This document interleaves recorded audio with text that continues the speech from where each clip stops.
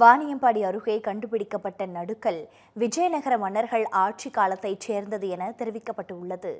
திருப்பத்தூர் மாவட்டம் வாணியம்பாடி அருகே தமிழக ஆந்திர எல்லைப் பகுதியான அலசந்தாபுரம் இடத்தில் உள்ள தனியார் நிலத்தில் விவசாய பணிகள் மேற்கொண்டபோது புதர் மண்டிய நிலையில் ஒரு கல் கண்டறியப்பட்டுள்ளது. பின்னர் அந்த கல்லை சுத்தம் செய்து கிராம மக்கள் வழிபட்டு வந்த நிலையில் நடுக்கல் குறித்து திருப்பத்தூர் தூய நெஞ்ச கல்லூரி தமிழ்துறை பேராசிரியரும் வரலாற்றியல் ஆய்வாளருமான பிரபு அந்த பகுதியில் களப்பணி மேற்கொண்டார்.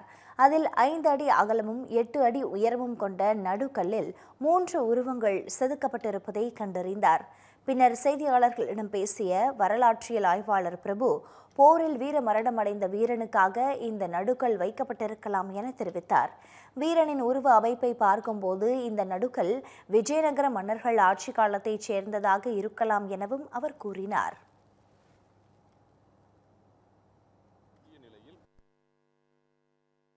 இந்த நடுகல்லை முறைப்படி சுத்தப்படுத்தி நாங்கள் ஆய்வு செய்து பார்க்கும்போது அதனுடைய உருவ அமைதியை கருத்தில் கொண்டு ஏறத்தாழ 800 முதல் 900 ஆண்டுகள் பழமையானதாக இந்த நடுகள் இருப்பதற்கு வாய்ப்பு இருக்கிறது.